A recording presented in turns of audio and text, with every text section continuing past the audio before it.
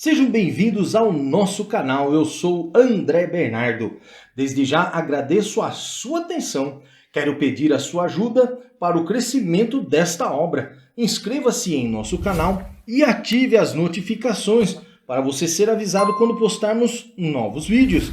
Dê o like no gostei para o nosso vídeo ser recomendado a mais pessoas pela plataforma. Deixamos o link da apresentação desta aula no campo de descrição do vídeo, para você baixar inteiramente de graça, podendo usar na exposição da sua aula. Pegue agora então a sua revista, sua caneta, seu caderno de anotações e vamos estudar. Comentaremos sobre a lição número 3 da Escola Bíblica Dominical. Título da lição número 3, As Abominações do Templo. Ponto de atenção. A literatura apocalíptica se caracteriza pela presença de símbolos, sonhos e visões. O livro de Apocalipse é um exemplo clássico desse modelo literário.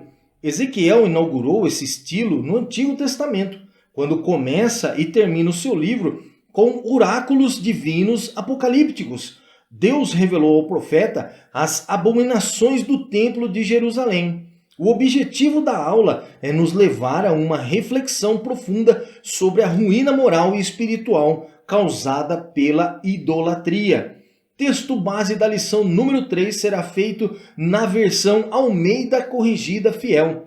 Ezequiel capítulo 8, vamos fazer a leitura do verso 5, verso 6, do 9 ao 12, verso 14 e verso 16. Nos acompanhe nesta leitura. Disse-me, filho do homem, levanta agora teus olhos para o caminho do norte. E levantei os meus olhos para o caminho do norte, e eis que ao norte da porta do altar estava esta imagem de ciúmes na entrada. E disse-me, filho do homem, vês tu o que eles estão fazendo? As grandes abominações que a casa de Israel faz aqui, para que me afaste do meu santuário? Mas ainda tornarás a ver maiores abominações. Então me disse, entra e vê as malignas abominações que eles fazem aqui. E entrei e olhei, e eis que toda forma de répteis e animais abomináveis e de todos os símbolos da casa de Israel estavam pintados na parede em todo o redor. E estavam em pé diante deles 70 homens dos anciãos da casa de Israel, e Jezanias, filho de Safã, em pé no meio deles. E cada um tinha na mão o seu incensário, e subia uma espessa nuvem de incenso. Então me disse, viste, filho do homem, o que os anciãos da casa de Israel fazem nas trevas, cada um nas suas câmaras pintadas de imagens? Pois dizem, o Senhor não nos vê, o Senhor abandonou a terra. E levou-me à entrada da porta da casa do Senhor, que está do lado do norte. E eis que estavam ali mulheres assentadas, chorando a Tamuz. E levou-me para o átrio interior da casa do Senhor. E eis que estavam à entrada do templo do Senhor, entre o pórtico e o altar, cerca de 25 homens, de costas para o templo do Senhor, e com os rostos para o oriente. E eles, virados para o oriente, adoravam o sol. Palavra-chave da lição número 3. Idolatria. Estudaremos sobre os seguintes pontos da lição número 3. Primeiro ponto, sobre a visão. Segundo ponto, sobre as abominações, primeira parte. Terceiro ponto, sobre as abominações, segunda parte. Introdução. Por que ocorreram tais idolatrias? A idolatria sempre esteve entre o povo de Israel. Aprenderam essas práticas habitando no Egito. Quando Deus os libertou, levaram o Egito com eles. Mesmo Deus mostrando ser provedor, protetor e amoroso. A qualquer sombra de dúvida, recorriam aos deuses estranhos. Quando aconteceu a invasão no Reino do Norte pelo rei assírio, foi porque haviam se distanciado dos caminhos do Senhor, adorando deuses estranhos. Quando a Babilônia invadiu a Judá e levou a primeira parte do povo, onde foram cativos os mais nobres, estes viveram uma boa vida na Babilônia, pois não estavam presos, mas muitos constituíram riquezas, afastando-se do Senhor, passando a adorar os deuses estranhos daquela terra. O povo que ficou em Judá era da classe mais pobre, vivendo em miséria, pois todas as riquezas foram tomadas por Nabucodonosor. Em vez de aceitarem sua condição diante dos fatos, pois sabiam que era a mão de Deus, e se arrependerem e buscarem ao Senhor, ao saberem das notícias dos exilados, começaram a buscar os deuses estranhos no templo reservado a Deus. Compreendendo que a situação do povo no exílio era favorável, cultuando aos deuses deles, também decidiram agir da mesma forma, principalmente os líderes do povo, usando de sincretismo. Primeiro ponto, sobre a visão. A segunda visão, a data da segunda visão que Ezequiel teve foi 14 meses depois da primeira, onde o profeta esteve junto ao rio Quebar, e o Senhor concedeu a primeira visão e dirigiu a palavra. Ezequiel capítulo 1, versículo 2. No 5º dia do mês, no 5º ano do cativeiro de Joaquim. 14 meses depois, Deus lhe dá outra visão, agora das abominações que estavam ocorrendo em Judá. Vejamos a data favorecida à segunda visão. Ezequiel capítulo 8, versículo 1. Sucedeu, pois, no 6º ano, no 6º mês, no 5º dia do mês, estando eu assentado na minha casa, e os anciãos de Judá assentados diante de mim, que ali a mão do Senhor Deus caiu sobre mim. As visões das abominações do templo, tempo e espaço da visão. As visões apresentadas por Deus mostravam fatos que estavam acontecendo em tempo real e que ainda iriam acontecer a curto, médio ou longo prazo num contexto escatológico. Outro profeta que teve visões assim foi Daniel. No capítulo 7 do seu livro, ele fala sobre as visões que teve num contexto também escatológico. No 1º ano de Beltesazar, rei da Babilônia, teve Daniel um sonho e visões da sua cabeça, quando estava na sua cama. Escreveu logo o sonho e relatou a suma das coisas. Falou Daniel e disse: eu estava olhando na minha visão da noite, e eis que os 4 ventos do céu agitavam o mar grande. Daniel capítulo 7, versículo 1 e 2. O apóstolo João também teve visões no contexto escatológico, sobre os fatos passados, presentes e futuro. Escreve as coisas que tens visto, e as que são, e as que depois destas hão de acontecer. Apocalipse capítulo 1, versículo 19. Como entender as visões de Deus? A forma da visão. E estendeu a forma de uma mão, e tomou-me pelos cabelos da minha cabeça, e o Espírito me levantou entre a terra e o céu, e levou-me a Jerusalém, em visões de Deus, até a entrada da porta do pátio de dentro, que olha para o norte, onde estava o assento da imagem dos ciúmes, que provoca ciúmes. Ezequiel capítulo 8, versículo 3. A visão que Ezequiel teve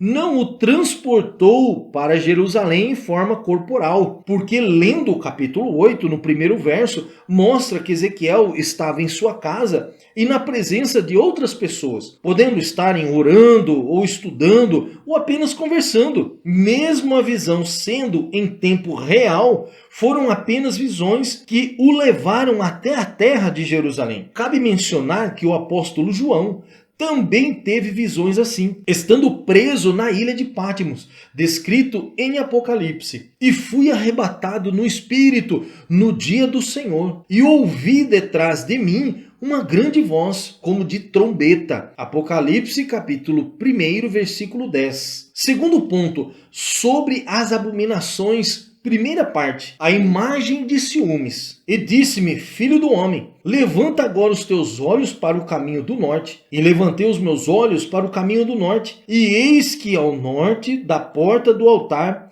estava esta imagem de ciúmes na entrada. Ezequiel capítulo 8, versículo 5. Essa imagem já esteve em Israel, inserida pelo rei Manassés, dentro do templo santo, e destruída pelo rei Josias. E também era venerada em Babilônia, sendo de origem semita. Aparecendo em fontes históricas acadianas, fora colocada novamente no templo após a invasão de Judá. Estamos falando da deusa Azerá, chamada pelo profeta Jeremias de Rainha dos Céus, se colocando em igualdade com Deus. Por isso é chamada de imagem de ciúmes, o culto aos animais e aos répteis. E entrei e olhei, e eis que toda forma de répteis e animais abomináveis e de todos os ídolos da casa de Israel estavam pintados na parede em todo o redor. Ezequiel capítulo 8, versículo 10. Ezequiel viu pintado na parede, no interior da casa de Deus,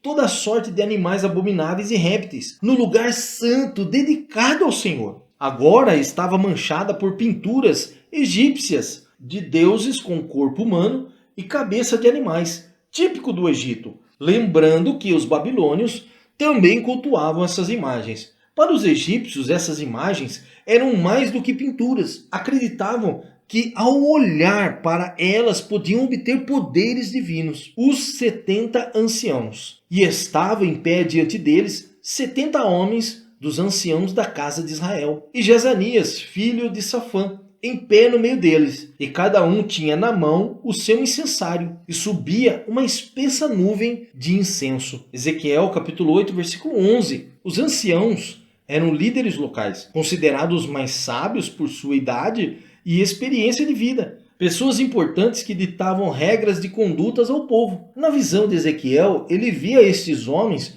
fazendo preces aquelas imagens, queimando incenso a esses deuses. Percebemos a grande abominação cometidas por estes líderes do povo, pois sabiam quem era o Deus verdadeiro, onde deveriam orientar o povo, mas em vez disso, também se renderam à idolatria. Terceiro ponto, as abominações, parte 2, o ritual de Tamuz. Elevou-me à entrada da porta da casa do Senhor, que está do lado norte. E eis que estavam ali mulheres assentadas chorando a Tamuz. Ezequiel capítulo 8, versículo 14. Tamuz, outra divindade babilônica de origem suméria. Podemos perceber que a Babilônia era a mãe da idolatria. Tamuz era deus da vegetação e do pastorício. Diz a crença que ele morria todos os anos para ressuscitar, simbolizando o ciclo de vida vegetal. No final do verso 14 diz que havia mulheres assentadas chorando a Tamuz. Na verdade, isso era um ritual de lamento para a sua ressurreição. Ao ressuscitar, traria chuvas às lavouras. Outra abominação, pois havia um sincretismo envolvido, uma mistura na adoração das mulheres, pois estavam cultuando a Tamuz e a Deus também, os adoradores do sol. E levou-me para o átrio interior da casa do Senhor, e eis que estavam à entrada do templo do Senhor, entre o pórtico e o altar, cerca de 25 homens de costas para o templo do Senhor e com os rostos para o oriente. E eles, virados para o oriente, adoravam o sol. Ezequiel capítulo 8, versículo 16. Estes homens estavam cometendo outra abominação, pois estavam adorando o sol, deus egípcio, que também era adorado pelos babilônios. No Egito havia uma cidade dedicada ao deus sol, a cidade egípcia On, onde o deus sol era chamado de Ra. Os egípcios, além de adorarem deuses em forma de animais e répteis, também cultuavam deuses da terra, como o rio Nilo, e deuses do clima, como o sol, que era o ser supremo, equiparado ao Senhor Altíssimo. Por isso Moisés combatia essa abominação, alertando o povo em não se envolver nessa idolatria. Vejamos Deus usando Moisés para confrontar o rei egípcio sob a força do seu Deus Sol. Então disse o Senhor a Moisés: estende a tua mão para o céu, e virão trevas sobre a terra do Egito, trevas que se apalpem. E Moisés estendeu a sua mão para o céu, e houve trevas espessas em toda a terra do Egito por 3 dias. Êxodo capítulo 10, versículo 21 e 22. Infelizmente, os sacerdotes do templo santo, que deveriam guardar a lei e todos os ensinamentos de Moisés, corromperam-se, fazendo preces ao Deus Sol. Todo esse ritual das divindades revela a apostasia generalizada. Todo o sistema estava corrompido. Não havia outra alternativa a não ser a destruição do templo e da cidade. Conclusão: Deus é santo e não tolera o pecado.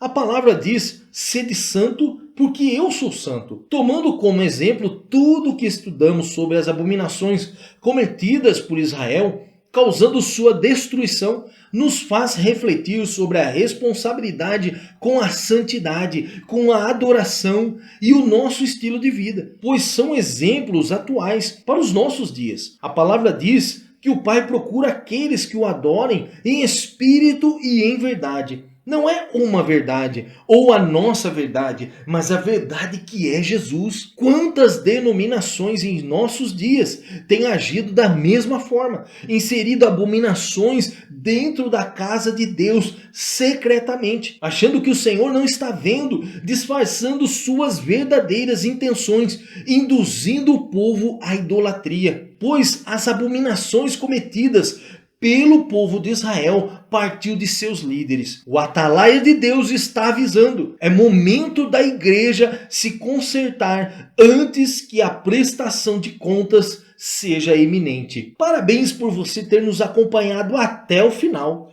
Esperamos você na próxima aula da lição número 4 com o título: Quando se vai a glória de Deus.